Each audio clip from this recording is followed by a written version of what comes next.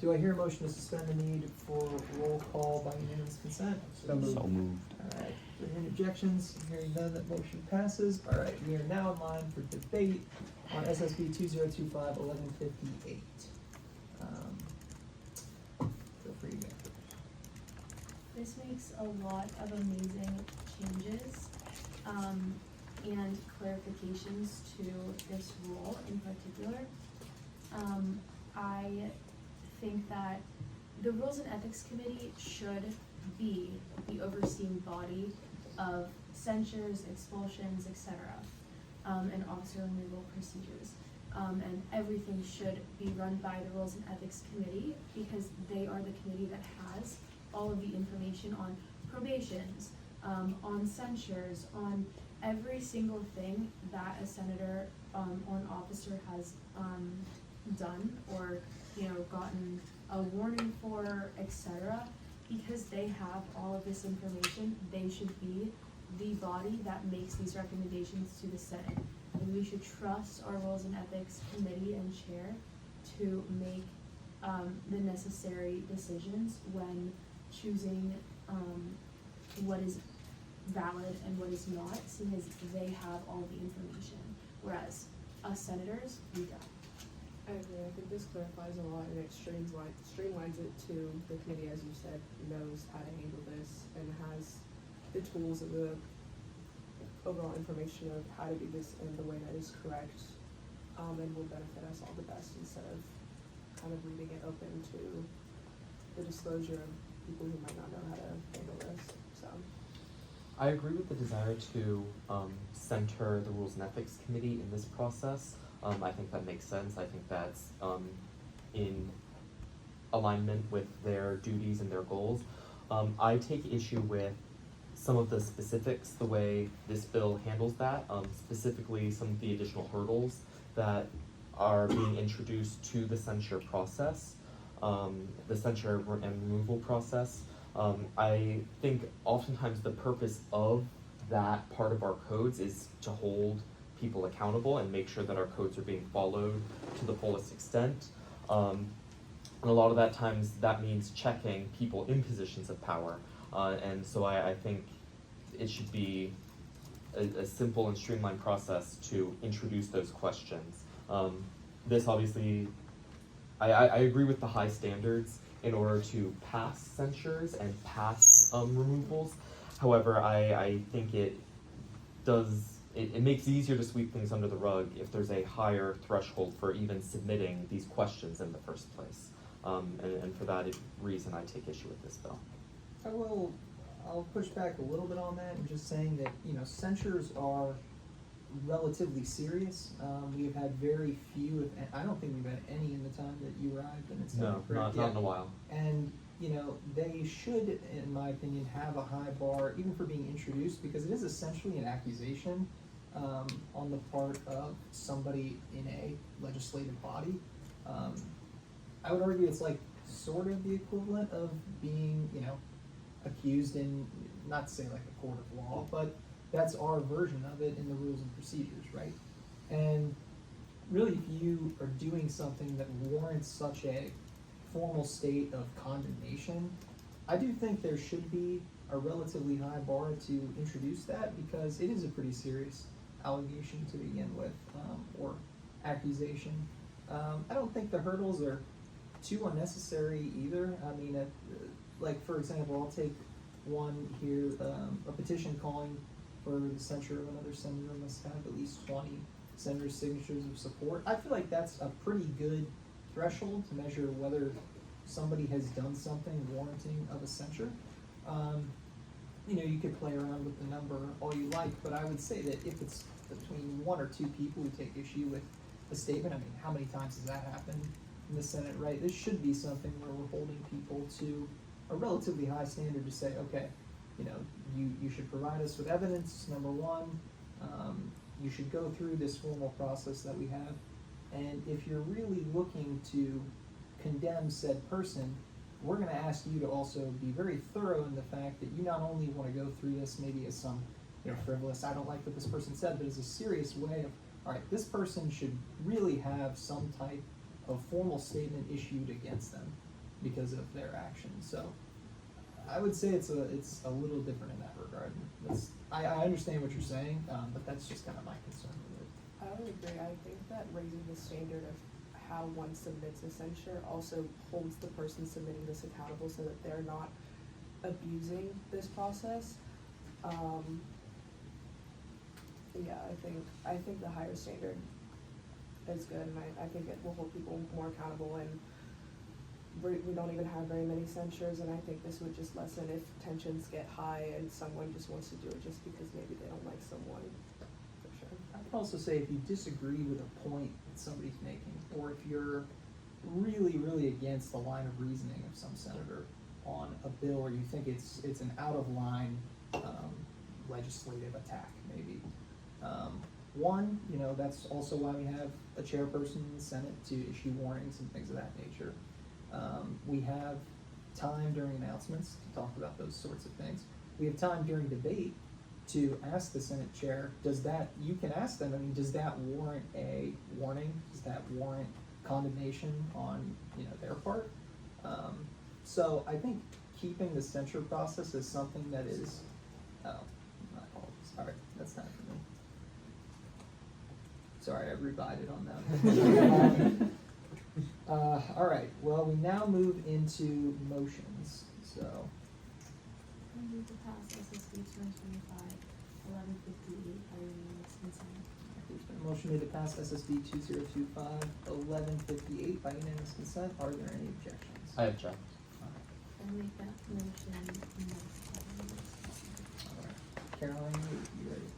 Okay. All right, we'll go down the line. Senator Melvin? For. Senator Morris? For. Senator Larson? Against.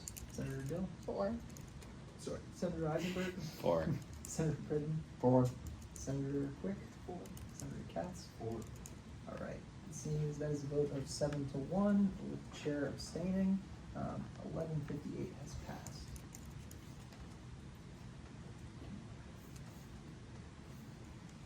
Do you need a rundown again? We're good. All right, we now move into hearing SSB 2025-1159. So, seeing as we have an authors and sponsor present, yeah, we will now move into, oh my gosh, 5 minutes of presentation. And now. Okay, I'll be quick about it because I know we all want to go. I was gonna add, it's been brought to my attention that Senator Larson was looking to pass a similar resolution in the past, so I would like to add it into the author section, so I'm gonna make that motion later, if that's okay. Can I speak to that just super briefly? Yeah. So I submitted a 4-part legislative package that included some of these changes. They were vetoed. We overrode the veto for one of the 4. I withdrew the other 3. And for that reason, even though I did initially introduce these, I think it's most appropriate for me to not be left on the author line, although I appreciate the gesture. Okay. But thank you. Okay, awesome. Never mind then. Yeah, what's up with me being out of the author line? Okay, so I'll be moving judiciary chair. Yeah. Bravo. I wrote this with you, buddy. Very Jesus, we true. sat at a coffee shop and You did this. sit there. That's very true. That's very true. Bought him his drink. No, I'm just kidding. Yeah, there's nothing really too much to talk about here. This happened actually because I was having a conversation with someone and they told me I couldn't go into a room wearing a Vision sweatshirt, and so I looked at the codes and I noticed there were so many inconsistencies within the codes. Specifically the section where it says either candidate or political party or no candidate or representative, or it says no campaign shall take place. So there's so many discrepancies. So I just thought it'd be a good idea to make it one uniform method of language. That's it for the rest of my time. All right, we now move into 5 minutes of question answer. Any questions? 763.2, that one is specifically during the time of student study. That one does not have the uniform, no candidate or representative political party. That's specifying a time, so I just wanted to make sure that was on purpose left the same, or if that was an oversight. Yeah, that was purposely left the same because it applies, it's a particular role to members who are partisan or candidates for student senate. So I thought that one was intentionally left as is. Perfect. Alright, any further questions? Alright, hearing none, we now move into debate. We do have to change the font color of the strike-throughs in 763. That's all. Okay, any further debate? Alright, hearing none, we now move into motions. Are there any motions at this time? Move to amend SSB 2025-1159 in section 763.0 and 763.4 to change the color of the candidate strike-through to red by unanimous consent. There's been a motion made to change the color of the candidate strike-through in two sections of 1159 by unanimous consent. Are there any objections? Hearing none, the motion passes. Do I hear a motion to amend 763 to or eliminate the cross through on the word not from that section by unanimous consent? It's just Yeah, it's just turning the not to red. Oh, yes, Yeah, sorry. To change that not into the color red to signify that it is being struck from the legislation by unanimous consent. So, Alright, are there any objections? Hearing none, the motion passes. I move to amend SSB 2025-1159 by doing the same thing to the not in 763.4.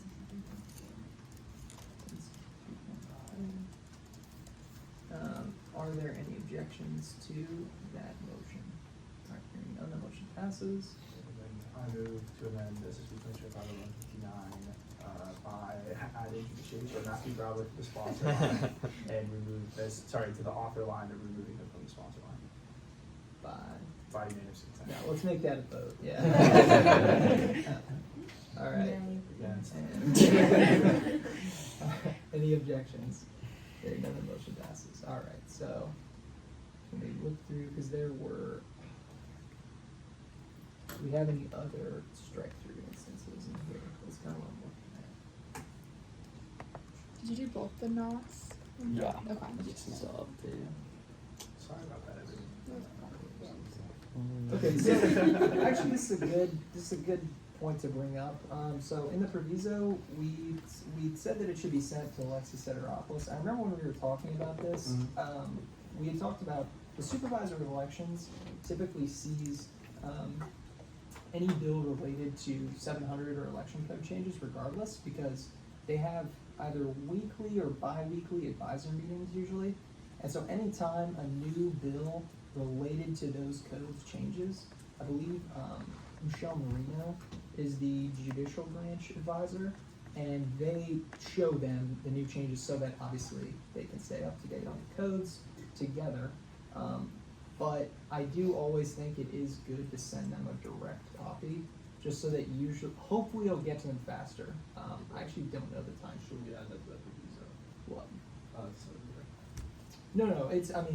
It will be sent through this. I was just making a point that we did that for a reason, because, if and anybody, you talked about the election commission. right, and we had talked about the election commission too, but they also get sent an updated copy. The difference being, right, the election commission has these hearings that are, active typically around election season. The SOE is working pretty much year round, right? So that'd be the difference of they need to get their codes up to date much faster to inform how they work. And for example, like if a code change to the 700 codes warrants the fact that, oh man, we're gonna need more ASOEs, they need to know that pretty early, right? Versus if we send it to the election commission, right now it wouldn't really matter because they're gonna see an updated version of the codes by the time we already get to election season. And one other thing I know when Andrew presented it, we talked about talking about the definition of, who's a representative of a political party. And I mentioned this the last time, but that is up to the election commission's discretion, right? That is literally the point of having them as a body, which is why I did not agree with the veto of the former student body president, because the whole point of that commission is to determine, okay, did this person act on behalf of this party and therefore is a representative? If we don't have that, if we try and come up with some cookie cutter definition, well, there's gonna be all sorts of ways you can skirt that, right? So it's better to leave it in this way than to try and define it, which is, I think, that was a big difference that you and I had with the veto, right? because we thought that was kind of ridiculous, because the whole point is for them to be able to interpret it. So, no, we don't need that. My only thing is, the, like, chapter title ones are kind of odd. Like, it goes 762.41 Yeah, to 762.5. we talked about yeah, we that, talked like, about just leave this, it. and we were like, well, Like, why does it go 0.0, Yeah. 0.1, 0.11? in my mind, so there's two things that could be happening, because this is just so It's just been odd. amended so many times. Right, it's either been amended so many times, or there are like sections of it that are missing, which would be really bad. I'm actually going to check once this bill passes. I'm gonna go email the Senate Secretary, ask for the old versions of these codes, see what was taken out of it, or if there is anything that should be in there.